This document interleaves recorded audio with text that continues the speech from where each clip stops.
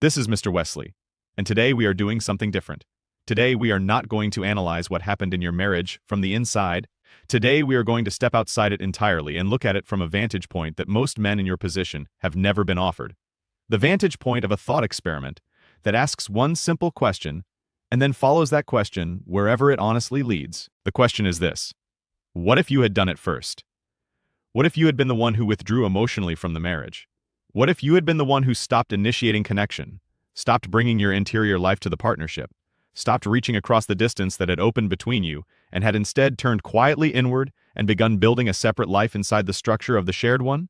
What if you had been the one who became pleasantly functional and surface warm while internally disengaging from the marriage as the primary structure of your emotional world? What if you had done, systematically and across years, exactly what she did? And what if the culture around you had watched you do it? What do you think would have happened? I want you to hold that question for a moment before we go any further, because the answer, the honest answer, the answer that accounts for how the people around you would actually have responded, what your wife would have done, what the culture would have said, what the consequences would have been, that answer is the most clarifying thing you can do with your current situation. Not because it resolves anything, not because it changes anything about where you are right now, but because it makes visible a set of assumptions about how marriage works, about whose emotional withdrawal is treated as a symptom and whose is treated as a cause, that most men in failing marriages have never had the opportunity to examine directly. Stay with me, because in a few minutes, I am going to walk you through this thought experiment with the full clinical and social precision it deserves. I am going to show you exactly what the research says about how male emotional withdrawal versus female emotional withdrawal is treated differently, not just culturally, not just socially, but inside the clinical literature itself, inside the frameworks that therapists use, inside the language that marriage counselors reach for when they are trying to name what is happening in a failing marriage. And I am going to give you a specific framework for understanding what this asymmetry actually costs men in the specific situation you are in right now. But first, you need to understand what the thought experiment is actually testing, because without that foundation, the experiment will feel like a grievance when it is actually something far more useful than that. I am Mr. Wesley. I have spent years working alongside men who were navigating marriage failure inside a cultural and clinical framework that was not built with their experience as the primary reference point. Men who were trying to understand what had happened to them using concepts and language that consistently positioned their wives' emotional experience as the primary diagnostic data and their own as the contextual background. Men who had been through couples therapy and walked away feeling that the framework of the therapy itself had already concluded something about who bore the primary responsibility before the first session began. This is Relational Insights, and this is the thought experiment that reframes the entire picture. Let me set it up precisely. For the purposes of this experiment, I want you to imagine a marriage, 25 years. Two people who started with genuine love and genuine intention and who have arrived, as many long marriages do, at a place of significant emotional distance. In this marriage, the wife, we will call her Carol, has been emotionally withdrawn for the better part of 3 years. She is functionally present. She fulfills the practical requirements of the shared life. She is not cruel, not hostile, not dramatically absent. She has simply stopped bringing herself to the marriage in any real interior sense. She does not initiate emotional connection. She does not share what she is actually thinking or feeling with any depth or regularity. She has built a full and rich inner life that the marriage has no access to. She is warm on the surface and absent underneath. And the husband, we will call him Martin, has been trying to reach her. He has raised the issue. He has suggested counseling. He has asked, directly and with real vulnerability, what is happening between them and what he can do differently. He has not received clear answers. He has received reassurances that everything is fine, followed by the continuation of the same distance. This is a real marriage. This is a marriage that exists in the experience of a significant number of the men watching this video. Martin's experience, the experience of a man trying to reach a wife who has already emotionally departed while remaining physically present, is a documented and common experience in long marriages that are in late-stage difficulty. Now, I want you to run the experiment. Reverse it completely. Same marriage, same 25 years, same genuine love at the beginning, and same gradual accumulation of distance, but now it is Martin who has been emotionally withdrawn for 3 years. It is Martin who is functionally present, but internally absent. It is Martin who has stopped initiating connection, stopped sharing his interior life, stopped bringing himself to the partnership in any real sense. It is Martin who is warm on the surface and gone underneath. And it is Carol who has been trying to reach him, raising the issue, suggesting counseling, asking directly and with real vulnerability what is happening and what she can do differently. What happens in that version of the story? I want to be specific about this because the specificity is where the thought experiment does its most useful work. In the reversed version of this marriage, the cultural and relational response to Martin's withdrawal is categorically different from the response to Carol's withdrawal in the original version. And the differences are not subtle. They are structural. They are visible at every level, from the couple's immediate social circle to the clinical frameworks their therapist would use to the legal outcomes that would follow if the marriage ended. In the reversed version, Martin's emotional withdrawal would almost certainly be named as the primary problem in the marriage from very early in the difficulty, not as a symptom of something larger, not as a response to accumulated dynamics, as the problem itself. Carol would raise it that way. The people around them would frame it that way. If they went to couples therapy, the therapeutic framework would almost certainly center Martin's emotional unavailability as the core dysfunction requiring address.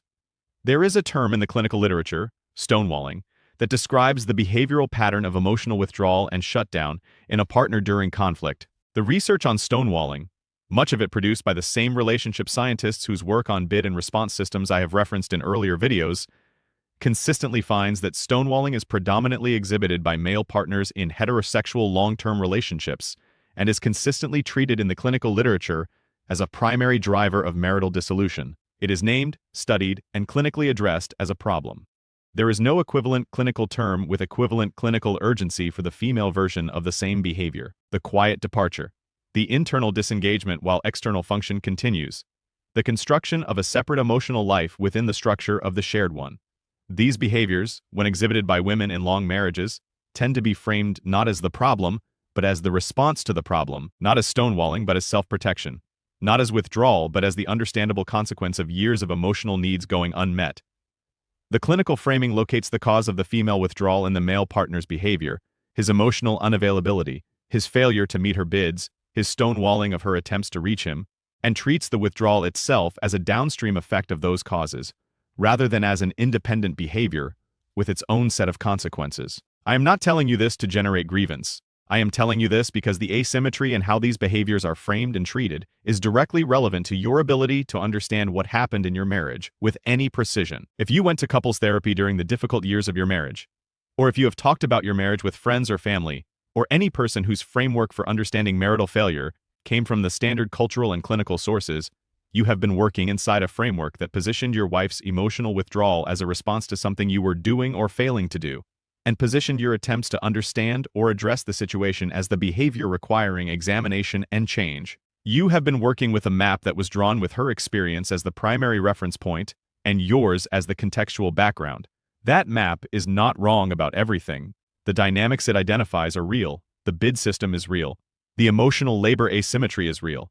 The impact of male emotional unavailability on long marriages is real and documented, and worth understanding clearly. I have addressed all of those things in earlier videos, and I will continue to address them because they are part of the accurate picture, but the map is incomplete in a way that has cost you your ability to see your own experience clearly. And a man who cannot see his own experience clearly cannot make real decisions about his own life. Now let me take the thought experiment further, because the reversal of the emotional withdrawal is only the first layer. Let me run it all the way through to the social and legal consequences and see what the experiment reveals when it is taken to its conclusion. In the reversed version of this marriage, Martin withdrawn, Carol trying to reach him, if the marriage ends, what does the social landscape look like for each of them afterward? Carol's experience of the marriage will be legible to the people around her. She tried, she asked, she sought help. She was married to a man who was emotionally unavailable. Her suffering is nameable in the language that the culture provides for female suffering in marriage. Her friends understand it. Her family validates it. The cultural narrative supports it. She has access to a community of shared experience, books, podcasts, therapists, social circles, built around the specific experience she had. Martin's experience of the reversed marriage, the experience of trying to reach a wife who had withdrawn, of asking and not receiving, of watching someone he loved become unreachable while remaining physically present, has no equivalent cultural infrastructure. There is no language for it that carries the same weight.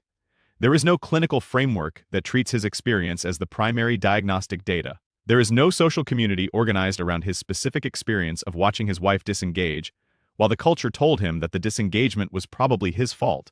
He navigates the aftermath with a private map built from experience that the available frameworks were not designed to accommodate. That is Martin's situation.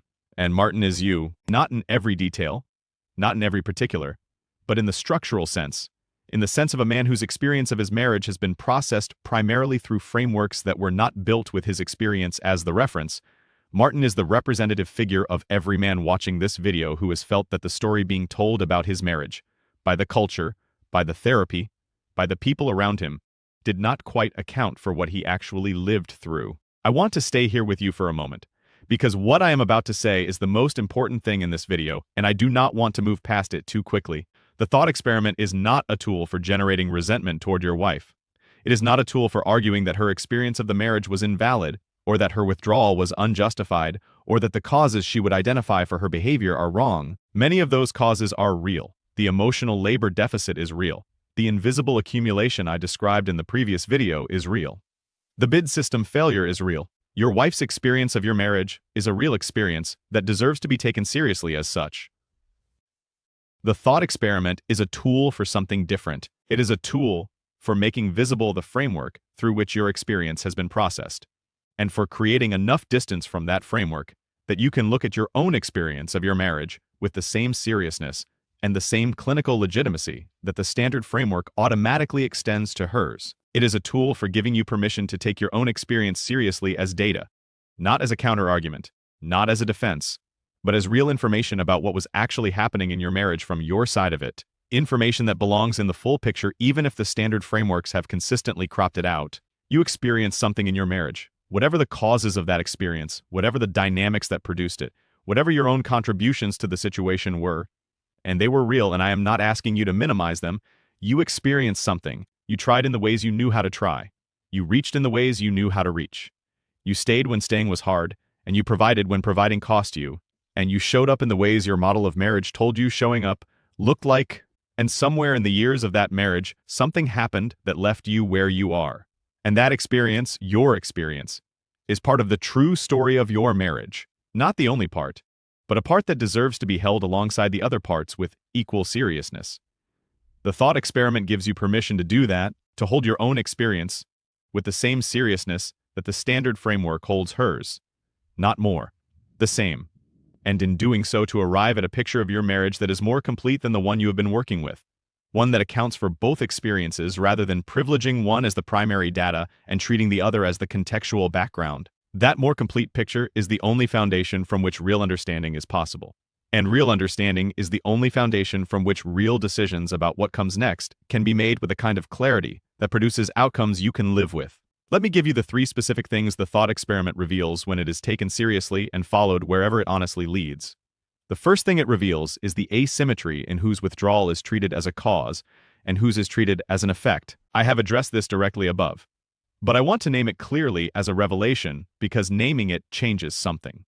When you can see clearly that the same behavior, emotional withdrawal from a marriage, is framed as a primary problem when exhibited by a male partner and as an understandable response when exhibited by a female partner, you can begin to disentangle your own experience from the framework that has been shaping how you interpret it. You can ask yourself, perhaps for the first time, whether the assumption that her withdrawal was a response to your behavior is the complete story, or whether it is one narrative among several that could account for what actually happened. That question does not require you to conclude that she was wrong or that you were blameless. It simply requires you to hold the question open rather than closed. The second thing the thought experiment reveals is the difference between the cultural infrastructure available to each partner in the aftermath of a marriage like yours. I have described this above in terms of the reversed version of the marriage, but I want to make it concrete in terms of your actual situation. Your wife, in the aftermath of your marriage, has access to a cultural narrative, a clinical language, a social community, and a set of shared frameworks that make her experience legible and supported. You have access to almost none of those things in anything like the same form. This asymmetry is not a reason for bitterness. It is a reason for this channel. It is a reason for this conversation. It is a reason for building the kind of framework that finally makes your experience legible on its own terms, rather than only as background context for hers. The third thing the thought experiment reveals is the most practically useful of the 3. It reveals that the standard you have been holding yourself to, the standard that the framework around you has consistently applied to your behavior while treating her behavior as contextually determined, is a standard that was never applied symmetrically. You have been evaluating yourself against a measure of marital adequacy that positioned your emotional availability, your bid responsiveness, your capacity for the specific kind of presence the emotional economy of the marriage required, as the primary variable, while treating her emotional withdrawal, her construction of a separate interior life, her quiet departure from the marriage while remaining physically present, as a downstream consequence of your behavior, rather than as an independent choice with its own set of consequences. That asymmetric standard is not the only available standard. It is the standard that the available frameworks provided.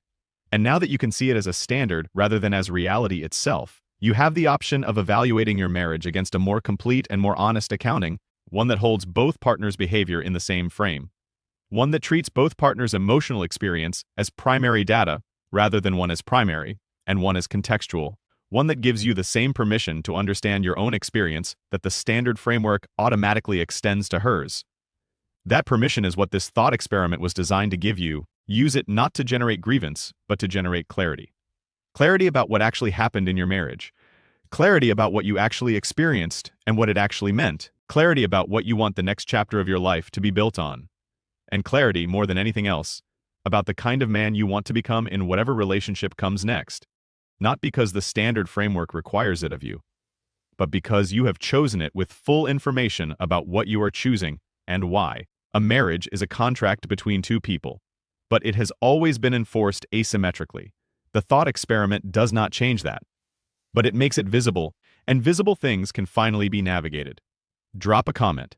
Men, if you reversed your marriage and imagined yourself doing what she did, what do you think the response of the people around you would have been? And what does that tell you about the framework through which your own experience has been processed? Subscribe to Relational Insights. Every week, Mr. Wesley breaks down the hidden architecture of marriage, divorce, and masculine experience, not through the standard framework that was never built for you, but through the clearest and most honest lens available.